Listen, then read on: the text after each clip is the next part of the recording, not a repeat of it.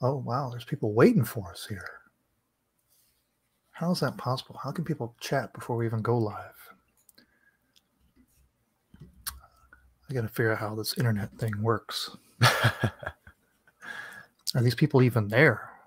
Or are they live now? Left over from last week? Who knows? They've just been waiting and waiting. Yes. Good afternoon, Klaus. Good morning, Derek. We are getting ready. Prepping. I was just setting up a little prop in the background. Let's see. What are we going to talk about? Let's figure out something to talk about first before we hit record. Well, you could always talk about pop music. Pop music? Talk about it. Okay, you ready to go? Pop. Yep. All right.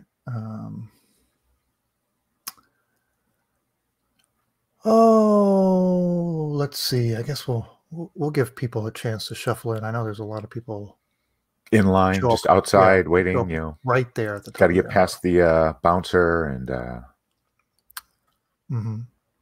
Jeremy from London has arrived, so it's a good thing we waited for Jeremy. And here we go. Let's go in 5, 4, 3, 2, 1. Welcome to the RetroMacCast with James and John. This is episode 544 for September 27th, 2020. Good morning, John. Good morning, James. John was showing me his bouquet of Torx T15 T15s. wrenches. Yes. But they're not a different colors. A lovely display. Yes. Because you can never have too many of those. That's right. They're prone to snap in half. And I've lost so many just throwing them at squirrels. It's fucking. Nice. That was a gift, right? Yeah. Mm-hmm. Yeah. I think a friend of mine. I think he got them at a school surplus sale. Same time he gave me the Wall Street computer with the Japanese characters on the keyboard. Yeah. And behind me, I have a box of software. Now, I'm guessing that has a reference because of one of the eBay finds? No. Is that why you chose that? No. Okay. Well, it has because it's related to the topic of the day. Ah, right. Of course. The feature, right? We're going to talk about the transition. The next major transition. Yeah, transition from PowerPC to Intel, and so that's a box of Tiger, which was the first official release. Official release, exactly. Right. Yeah. But we'll talk more about that coming up. We do have some new members over on Facebook. We need to welcome Paul Burnett, Dave Everett, Robert Hazelrig. We know that name, the graphics guy, and Dave Malueg. Hope I got that right. Nice. Welcome, everybody. And in the chat, we've got the usual folks: Klaus from Sweden, Jeremy from London, Derek from Canada. Our international team. Maybe some others out there that just haven't commented yet. All right. Well, let's see. I guess that's it. I guess we're going to get into eBay finds, right? So let's do it. We'll be right back. Yeah, did I misspeak? Derek is already correcting me out there. Just that retail 10.4 won't boot on an Intel machine. The retail. I'm guessing what he's saying is that it shipped versus the Intel ones shipped with 10.4. Yes, that makes so there was no point to buy it retail because it came on your new Mac. Yeah. And you didn't want to buy it for your Hackintosh? You just got you got a bootleg. Okay. All right. I got the eBay finds. No, I do not. Those are not the eBay finds. I have too many windows. Too many windows. Here we go. All right. eBay finds. All right. You ready to go? Got it. Yeah, I assume I'm doing the Mac Plus, correct? Yeah. Okay, let's do it. Let's go in 4, 3, 2, 1. All right, it's time for eBay finds. Last week, there was that Macintosh portable prototype with rebuilt battery, recapped, complete with charger, no case. Still available. Buy it now, $2,249.95, or you can make an offer. Then the interesting serial Mac hard drive, right? But not an Apple one, a third-party one with the label Mac 10, still available, $599.99, or you can make an offer on that as well. And the sort of co-labeled Braun calculator, available for the buy now of $1,000, or you can make an offer on that. Okay, look at that. Isn't that beautiful? Looks like a ruby red Mac Effects custom red translucent case. These things are out there now. Now, this one isn't being sold by Mac Effects. We saw some of those other ones. Mm-hmm. They were kind of getting rid of some of the I guess they're seconds. Right, right. Or they had some extra ones. These are popping out. These would have been ones that folks backed the Kickstarter, right? Because I think, was that not still the only way to get these? Mm-hmm. They haven't made those direct yet for sale. So here's someone reselling theirs. And what did they cost? Do you remember the Kickstarter? It didn't seem like they cost much less than this. $250? I want to say it was $250-ish. Yeah. So he's offering, or she, at $305 a buy it now. Not too much more over the original cost. This one comes with the red programmer switch and the mouse case. Now this looks a lot more translucent than the green one that I have. And I think it's because maybe it was one of the first runs. Remember when he wasn't very happy with the color cases because they weren't see-through enough. So I'm guessing this is maybe second run. I'm not sure compared to my green, or maybe just the green didn't do as well as far as how translucent. But it looks so nice. Oh my gosh! Look how rich that color is. Yeah. So nice. There's a picture of the inside of the box in case you needed to see that. Yeah, and they never looks like they just took it out of the box, took pictures of it, and decided to resell it. Yeah. Didn't actually put an SE in there, so that'd be up to you. But there you go. If you missed out on the Kickstarter and want to score one, that's not too reasonable. A little extra charge but free shipping too. That. So free shipping. Oh, yeah. Okay. Yeah, that makes up nearly half the cost of You're right. Yeah. It's located in Virginia, and no end to the auction. So it's just sitting out there waiting for somebody to snap it up. Okay, what's next? All right. Next up, we have a very nice Macintosh Plus. It's a vintage lot. Macintosh Plus, 1 megabyte. Apple carrying bag, 800K external drive, plus more. Some of the plus more is a little confusing, at least one of them especially. Yeah. So you've got you've got everything I just listed. But you also have it comes out with not one, not two, but 3 mice. And I'm trying to think of that one skinnier mouse. I think I've got one like that, and it's actually an optical mouse for the Mac Plus. I haven't ever tried to plug it in, and I heard somewhere that some of the ones for those that actually required a special mouse pad to work with the optical on it. So I don't know. It's maybe something we'll look at in the future. All right. So the very confusing thing is the Apple IIe Platinum floppy drive that's included in here. Yeah. I'm guessing whoever's selling this may either doesn't know exactly what, or just like, screw it, we got this here also, we're throwing it in. So sure, why not? But either way, for what you're getting, it's got a starting bid of $250. I think that's a very reasonable price. Let's buy it now, $350. It's still not too bad. Obviously, it would be nicer if the Mac were 4 meg versus 1 meg, but anyone who knows anything about Macs shouldn't have any problems upgrading that. And for that matter, it may have been upgraded, and the person is just going off the 1 meg that's on the back of the case. You just never know. So yeah, it's a very nice.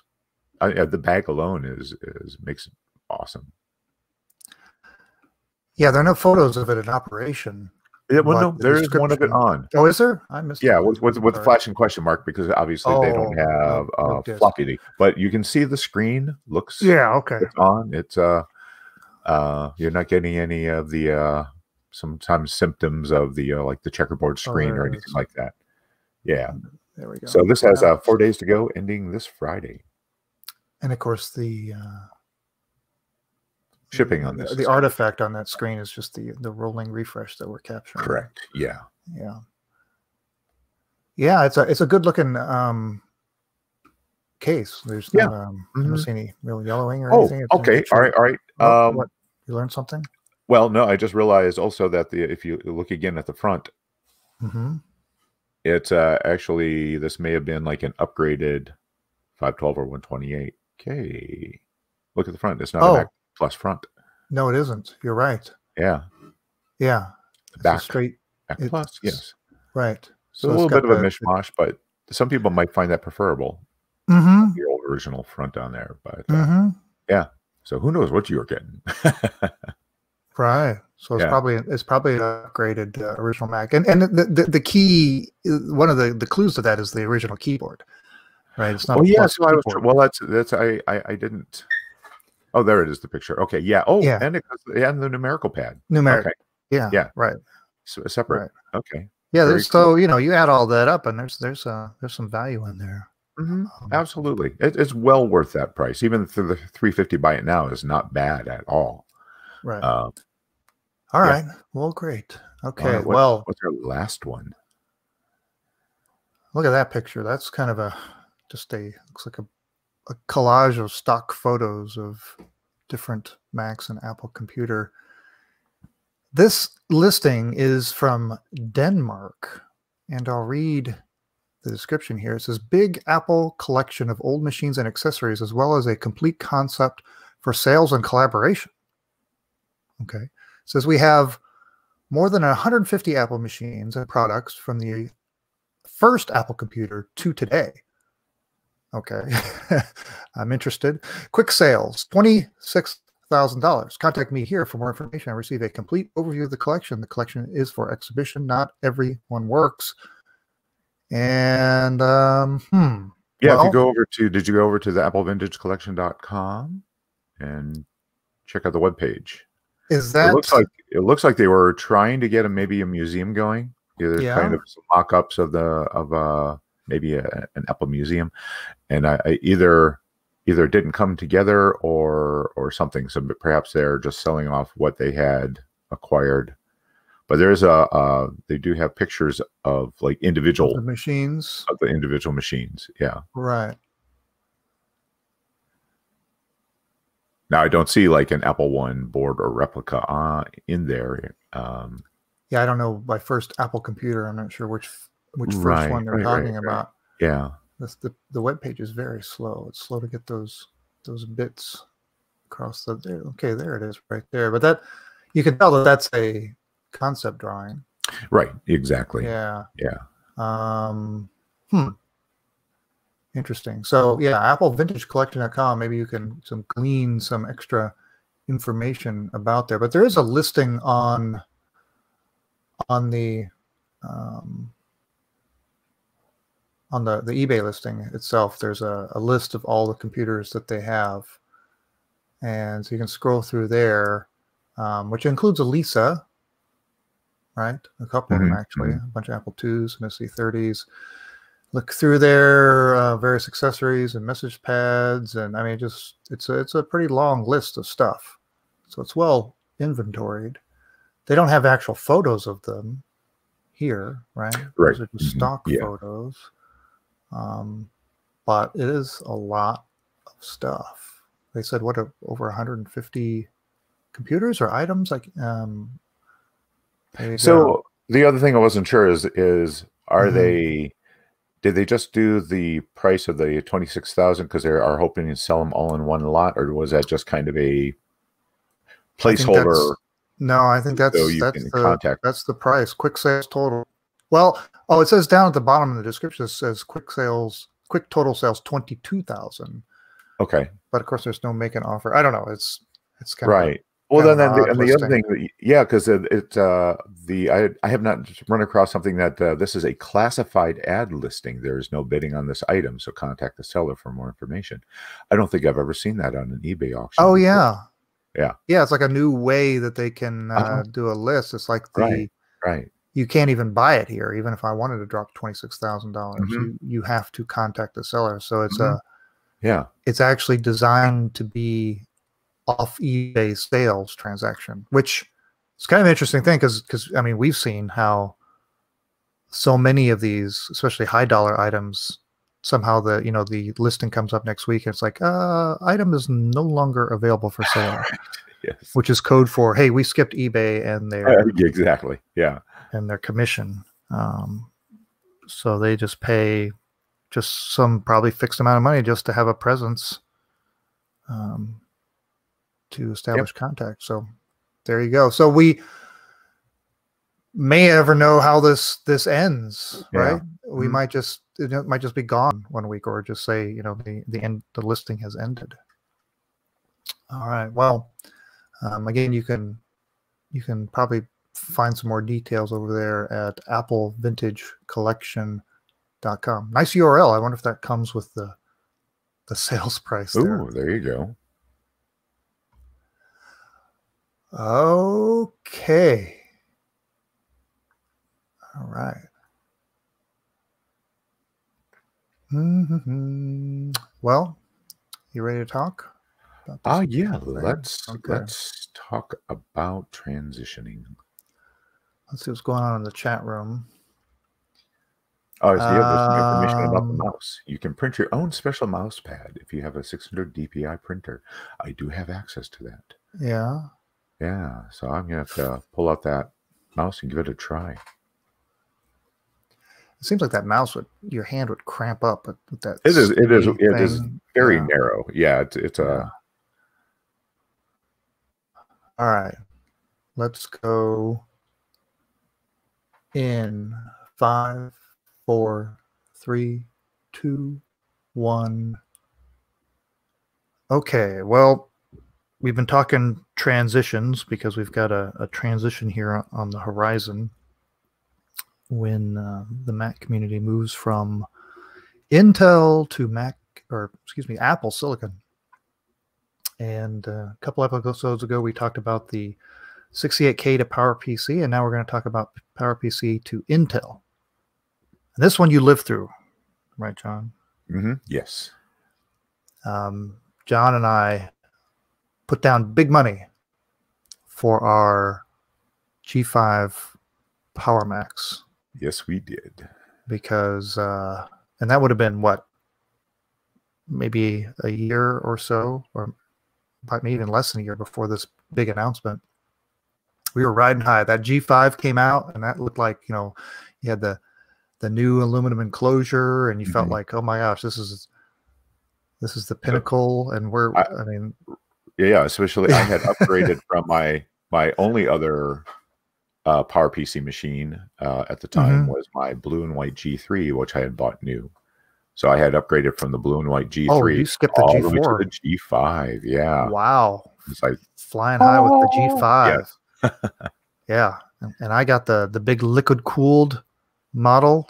You haven't had any problems with liquid cooled, have you?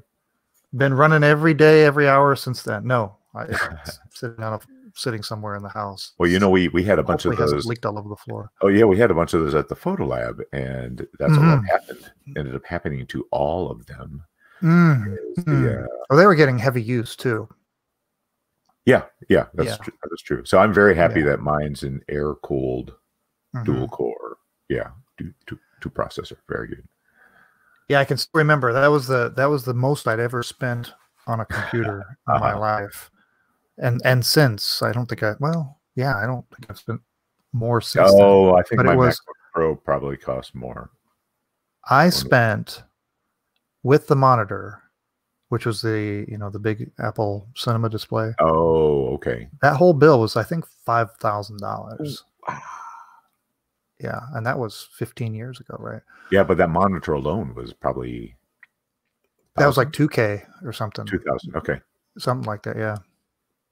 Anyway, so the big announcement came on what was the Worldwide Developers Conference in 2005. But the whole Intel story began long before that.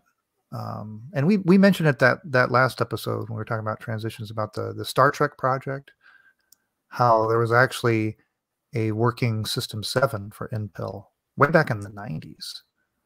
They were kind of messing around with it, had that secret project, and actually got a working prototype within a year to kind of demonstrate feasibility. It never went anywhere, and it kind of died, but it was kind of a side experiment that was going on. And then later, as early as 2002, there were rumors of this Marklar project that was going on to port an Intel compatible of Mac OS X. But when Steve Jobs came out with an announcement, he actually confirmed all that work, right? It turned out that they had been porting every version of OS X to Intel to kind of hedge their bets, keeping it in secret. And so that was kind of a cool revelation. But at WWDC, he came out and he said, there's the slide right there. Oh, not there. How about here? It's true. It's true. Yes, it was true. It was happening. There were rumors of it, and he made the announcement. He started off by, he was explaining the reasons why it had to happen. He admitted they could not fulfill the promise of a G5 PowerBook. They could not fulfill the promise of a 3 gigahertz G5. The G5 processor speeds were kind of languishing. And they were looking at Intel's roadmap compared to PowerPC's, not only their roadmap, but their availability, and realized that there was just really no future, at least a future that could compete with an Intel-based Mac future. Yeah, and now part of that I liked is he's talking about what was even more important was the power per watt.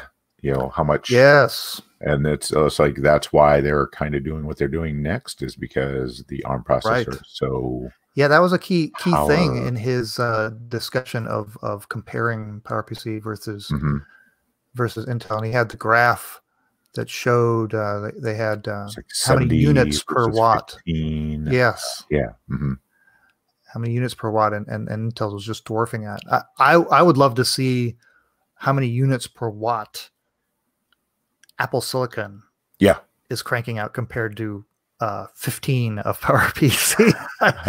It's got to be something insane. It's just ridiculous. You can't see the top of the chart. It's just, there's not a monitor tall enough yet. Right. And there was a lot of worry, though, about this announcement, because they said that the plan was it was going to take a little bit of time. Yeah. With overlap and Right. They said it was going to take like over a year. It was going to be a long process. They would continue to make PowerPC Macs. They would, gradually roll in. And some folks were fearing the Osborne effect. Do you remember what the Osborne effect is? I do not. No. Do you remember the Osborne computer? Computer, right? Yeah. The Osborne 1 was an early portable computer, and kind of a pioneering computer for the power and what it could offer in a portable package. Well, Mr. Osborne famously gave people access or showed some prototypes of the next generation. Oh, and then nobody bought. That was, right. that blew away in features and performance current Osbornes. And so that word spread like wildfire, and people promptly started canceling their orders, and no new orders came in, and it just pretty much died up, and it killed the company. So Steve was very good to point out that, hey, we've got well, he would say this, whether you believe it or not, we have a lot of great PowerPC computers still. While PowerPC isn't our far term, it's at least the present and the next year or two. I think they deliberately said that the Intel transition was going to take maybe longer than it would. I think that was smart. I don't know if it was deliberate. If it was very smart to say this is going to take probably 1 to 2 years. So if you need a new computer now, you might as well get it. Right. Yeah. Right. Yeah. Because they wanted to avoid the dreaded Osborne effect.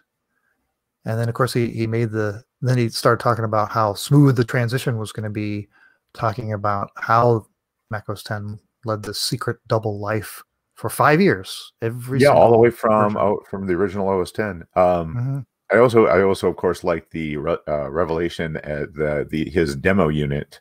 By the way, all the things we've been demoing are on an Intel system. Yeah, there he is, and they zoom in on his computer, and certainly enough, he was running on a 3.6 gigahertz Pentium 4. Right, not even the Core 2 Duos or whatever. It was a Pentium 4. We never had a Pentium 4 Mac. So he laid out the plan of how this was going to be a smooth transition, what they were going to do for developers, how easy it was going to be to port your apps over. And as it turned out, it took a lot quicker than they said it was going to take. They said it was going to take, they were going to push out Macs in June, summertime kind of 2006, and finish the transition at the end of 2007. So near like a year and a half, really. But they actually announced the first Intel-based Macs in January instead of June of 2006. And so what was lead off? I don't remember. Was it? Did they go laptop first? What was the both iMac? Okay. Intel-based iMac or the Core 2 Duo and MacBook Pro. Okay. MacBook Pro. So yeah, so those are in January of 2006, and they completed all the consumer-based Macs releases in August of that same year.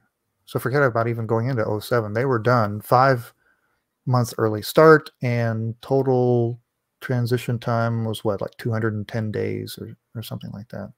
So they beat everything. So again, smart. Beat expectations, right? And you look good. Yeah. But there was obviously, whenever there's a big transition, there's a lot of nervousness among consumers. What does this mean? Because we were told how many years did we hear about how awesome PowerPCs were, and how a 500 megahertz G4 was better than a 1 gigahertz Pentium 4 or whatever, and the benefits of RISC or RISC over CISC, and the feeling that the processor underneath gave the Mac its uniqueness. It turns out it really didn't, right? It was the interface and the ease of use, compatibility, Absolutely. And all that stuff. And they were able to pretty much flawlessly, just as evidenced even in the keynote, right? It was just like you couldn't even tell ultimately, except you were going to get something that was potentially faster and, more importantly, lower power. Yeah, and especially for the laptop market. I thought it was kind of funny when they actually brought the guy from Intel out on stage, and Paul Otellini, and they actually showed the old bunny guy in the bunny suit on fire commercial. Oh, right, because they used to poke fun at Intel. Right. Yeah. So hey, we're friends now. We're gonna buy a lot of chips from you. Well, there's the box of 10.4, and Derek was quick to point out, and that was very astute, that even though 10.4 was the first out in the wild Intel compatible OS, it was not, and sold as retail, but it was not actually, it wasn't, you couldn't install that. Yeah, it was still PowerPC, because the only way you're going to get 10.4 for your Mac is if you got an Intel Mac, right? Mm-hmm. So there you go. In fact, it should probably say. So you wouldn't think to put this on your Hackintosh or some other thing. I wonder if there's, yeah, requirements, right? Macintosh computer with a G4, G5, G3. There you go. Good job, Derek. Well, let's see. So I mentioned the Macs that came out, and then shortly after those first Intel-based Macs, they had the Mac Mini was in February, so right after that. And then in April we got Boot Camp, which yes, right, which was part of one of the great benefits of Intel is this idea of now all the compatibility options of running Windows, absolutely, booting in Windows. Yep, that, and of course Parallels, virtualization, and, yeah, VMware Fusion, where you could run. It wasn't having to emulate all the hardware. It actually made it usable, as opposed to like soft PC or any of the old terrible stuff that was a solution before that. Oh my gosh, so bad. And then May was when the MacBook came out, so no longer was it the iBook, it was MacBook. And then August, we got our first Mac Pro, right? Replacing the Power Mac. So same enclosure for the most part, right? I think it was 2 optical drives, identical. Yeah, 2 optical drives, different. Yeah, and I think a few more ports on the front. Yeah, perhaps. Mm-hmm. Yeah, and just like that, the transition was complete, and there was a few hang-ups. There was some, of course, compatibility for PowerPC based apps continued through Rosetta for a few more operating systems. It was actually Snow Leopard ceased the Rosetta, right? But there you go. So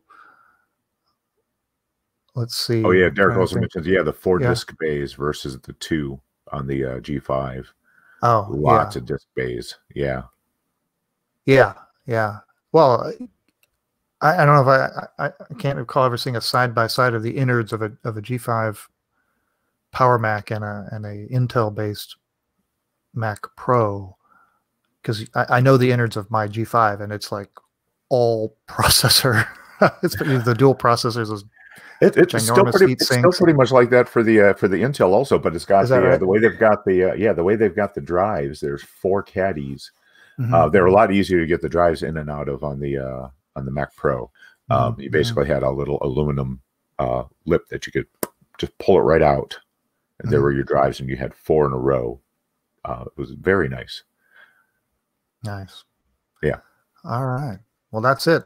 That was the transition. I think it was a very smooth transition. How about you guys there's a lot of teeth gnashing for anybody in the chat there. I hope not. One thing I want to point out really quick is I was listening to Rich Computing Roundtable, and Blake Patterson gives a really nice kind of history on the ARM processor, because of course they've been talking about the transition as well on theirs. I highly recommend checking out that episode, or any episode of Retro Computing Roundtable. It's one of my faves. Cool.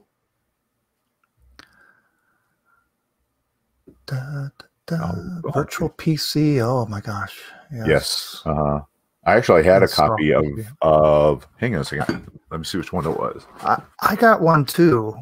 I got it later, and it was expensive too, right? I mean, because do you see this? You had to buy.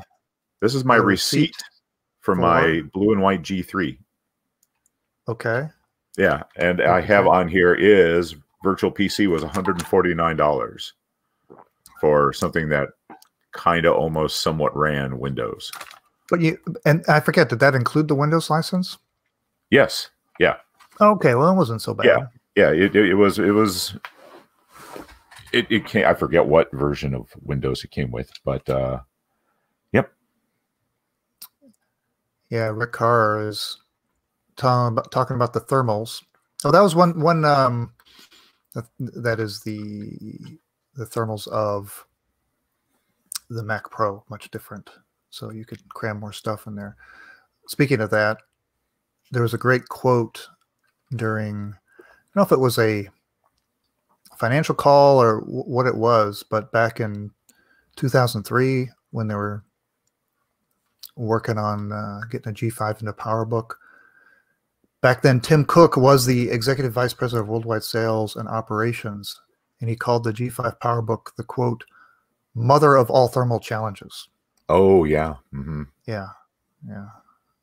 Hence another barrier of advancing the PowerPC PowerBook line.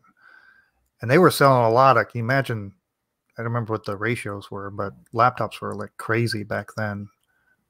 Well, yeah, because they were finally getting powerful enough to just go, well, I just need a laptop. Yeah, I don't need I both. just need one. Mm-hmm. Right. Yeah. Exactly. Yeah. And if they were never going to get the next generation into their cash cow segment, that's the problem. All right. What are we doing now? News?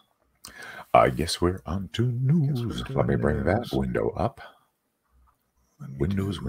Who's got the windows?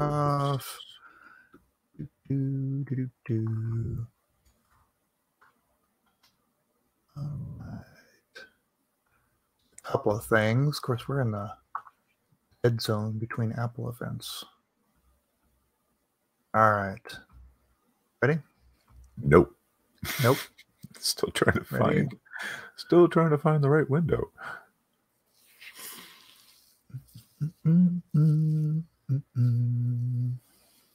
Too many windows.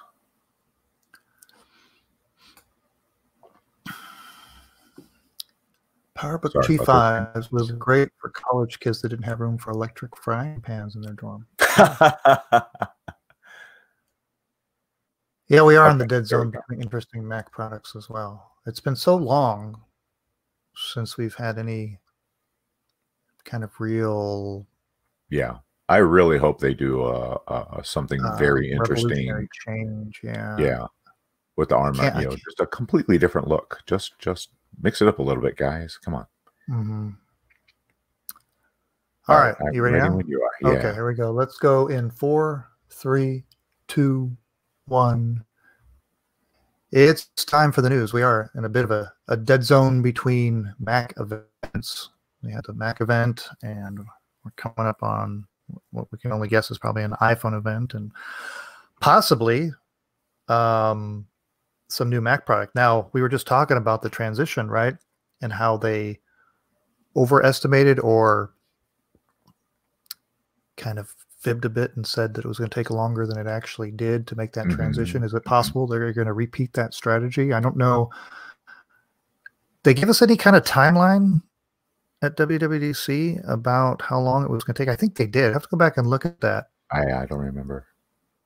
If they're smart, they will beat that. So it's quite possible that we will see new Macs quicker than they told us originally, because they're facing the same sort of thing, right? Sell off. Avoiding the sell what they've got. Right. Don't repeat history. Like, don't do what Osborne did. Yeah, Derek says they reported 2 years transition. Yeah, that doesn't sound. Is it going to take 2 years? Something tells me, just looking at history and the strategy of it all, that it's going to take a lot less than 2 years. That's about what they said last time. They said 2 years too, right? Yeah. Because 2 years is kind of like, if it's going to take 2 years, if you got that in your mind, you realize, I can buy a computer now. Absolutely. Yeah. And I'll have it for at least 2 years, maybe even more, because even when those first ones start coming out, then you wouldn't want the first one of those. You got to work those bugs out. So, yeah. So maybe we'll see something a little sooner. Well, Amazon was in the news. We don't usually talk about Amazon, but they had a cute little product, an upgrade to their Alexa devices. I haven't even seen this. You didn't see this? Well, somebody over on Reddit, yeah. 17 Park C did a little Photoshop job and posted that new Echo device with the floating display. Kind of looked reminiscent of a G4 iMac. Posted like father, like son. And that new Amazon device actually does have a motorized display. It rotates around and it's supposed to follow you with Oh my gosh. With Really? its camera. Oh, that's not creepy at all. Yeah. Track your voice and make sure that you're in frame Sorry, if you're babe, moving I'm around afraid the I can't house. do that. So yeah, that's kind of cute. I wonder where they got their inspiration for that design. I don't know if it's on is it on a little arm like that too? You can't see behind the screen, but yeah, it actually look better next to the iMac with the wider screen. Yeah, the widescreen format iMacs that came later. Yep. And boy, this is big news. How come nobody told us about this? Or maybe they did, and did we forget? You would have remembered. Who remembers As the Apple Turns? Right. I can remember pretty much daily. Gosh. Was it daily? Well, no, it came out 3 times a week. Wow. When it was on a regular schedule. As the Apple Turns ran, I don't know what the years it ran. I think it started around 98. And it was a very well written, so funny, kind of tongue in cheek view of the Apple news of the time. Yeah, it was a wonderful. Between this and fake Mac. jobs. Yeah, yeah, right. Or crazy Macintosh rumors. Remember that one? Oh, yeah, another fun, very fun one. Right, and I would read every one of these things. And absolutely, then it just ended, and then disappeared. I don't even think it was available. You could go get it like on Wayback Machine or something. Right, and that's how I found out that it was that was back in a way. I was on Internet Archive last night. I was trying to see if he had done a write-up of, kind of talking about the transition. And so I'm on there, and of course you can see all the different times that they've sampled that Internet Archive has sampled that URL, and I'm like, why is there a bunch of stuff like current? And so yes, and I went back. So what it is if you go to appleturns.com, you will see on this day 20 years ago, whatever was happening in the episode. I remember all this. Oh my gosh, the stuff about Mike Dell. He just there's some very funny stuff when you get into the Dell era and the beleaguered years of Apple, and yes, so much funny stuff. And of course, the Jack Miller, very much a geek. They named their daughter Anya off of a character on Buffy. That daughter, of course, is now in her, I guess, probably in her 20s also. I feel old. Guys, it made me so happy to see that he had kind of redone the page in such a way, because it was very hard to find episodes reliably on Internet Archive, because 20 years ago they weren't able, I think, as able to capture as many of the pages as often as they can now. So there were a lot of episodes I couldn't get access to on the Wayback Machine. So yeah, this made me very happy. Well, apparently it came back as early as last September. Yeah, yeah, kind of guesstimating off of going off of when the new archive started, showing back up on Internet Archive. Yeah. Yes. All right, so go over there. That's appleturns.com, and I reached out to, I think it's Jay Miller. Yeah. To see if Jay Miller would. If you could get on the show, that would be awesome. Yeah. Yeah. And boy, we gotta see what Dana is doing over at NanoRaptor on her Twitter channel. Look at this grainy photo. And she's asking, what is the name, specs, and history of this Mac model? Ever so slightly off-kilter answers only. Her own response, she says, I've heard it's a Power Mac 3100/40, built before Apple committed to 68K emulation, contains a 5 megahertz 68000 for 68K compatibility, as well as a 40 megahertz PowerPC 601. You could also utilize a G4 400 in the new Boss PPC PDS slot, making it simultaneously the slowest and fastest Macintosh in 1999. Boy, that would be a killer So machine. good stuff. I mean, my gosh, 68K, you got your Power PC. Quite a machine there. Yeah.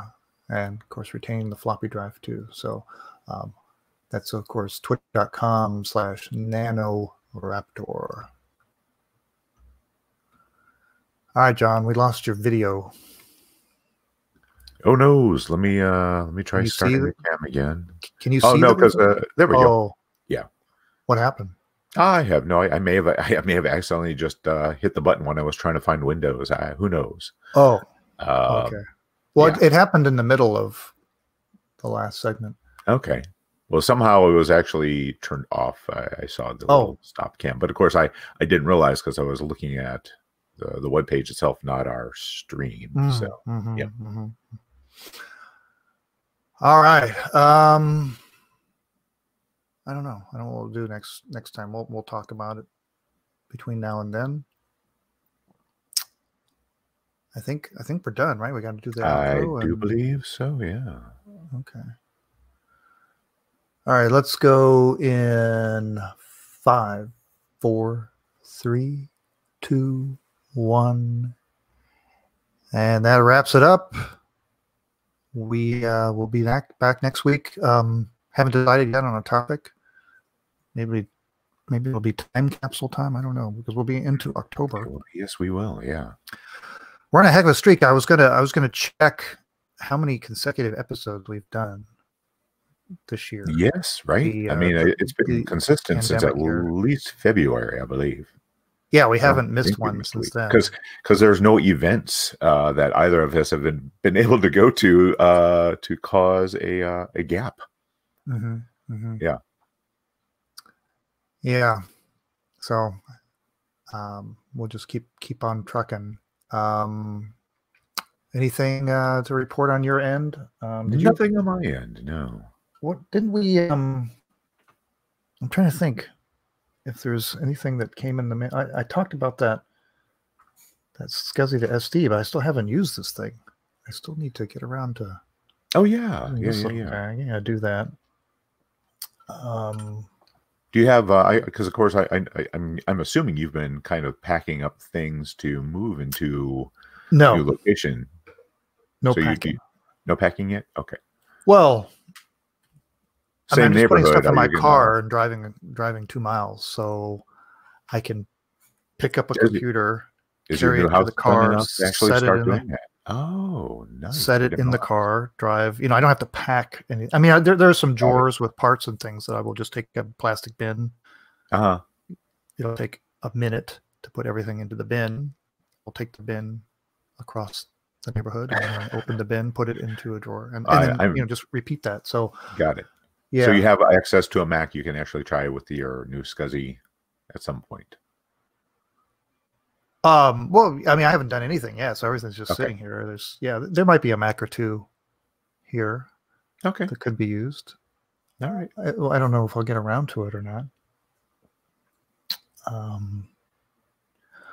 All right. So, enough of that.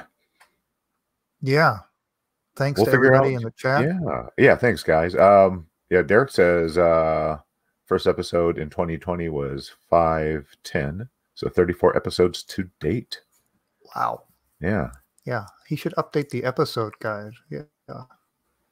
That's right. If you don't know, Derek is the one that's been updating those. Derek has the most amazing brain. I can't remember stuff from day to day. He remembers stuff that we've done, Yeah, he writes that episode guide from memory. I don't know if you knew that. So good. So good. He does it a year at a time. I would not be surprised. I literally would not be surprised.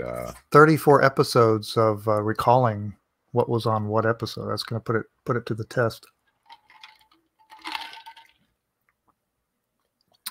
Oh yeah, we do need to start putting the links on the Facebook page. Facebook, yeah, well, the links are on the Libsyn page. Right. That'd be very easy to. I can easily just take the links that you have sent me in Skype, and I will go ahead and post them on the Facebook page. Easy. You can do that, or you can copy and paste the whole Libsyn entry. Oh, Libsyn. There you go. Yeah. Good point. RetroMacCast.libsyn.com. At some point, I'll just redirect our main domain to the Libsyn page and just bypass from Ning. Sure. Mm-hmm. Yeah, yep. The Ning is kind of dying on the vine, even though I keep paying for it. We're certainly neglecting it. But yeah, all the links are on RetroMacCast.libsyn, LIBSYN.com. All right, everybody. Thanks for joining us, and stay safe out there. We're not out of this quite yet. All right. We'll see you next week. Well, do we want to say what's not old? Do we? Oh, we're still recording. Right. We did that again. This is the second time where we just started talking. All right. I guess we'll just do that. We got it. Until next week, remember, it's not old. It's retro. I can't believe. It's so funny. I say, okay, bye. Guys, my week's not complete until I say that. Well, it's funny because now that I have the video in the chat, it just becomes like, hey, we're just chatting, and I'm just looking at John across the way there, and I forget all about the show. That, oh yeah, we are recording an audio for posterity. I'm glad you remembered. At least one of us remembered. Not like that one time, but neither of us remembered. Yeah, sometimes. Yeah, we had to go back in and actually record it, didn't we? Yeah. All right, now we can say goodbye. Now we're going to zip up files and send them to you. All right, we're going to end this broadcast. See you guys next week. Bye, everyone. Bye.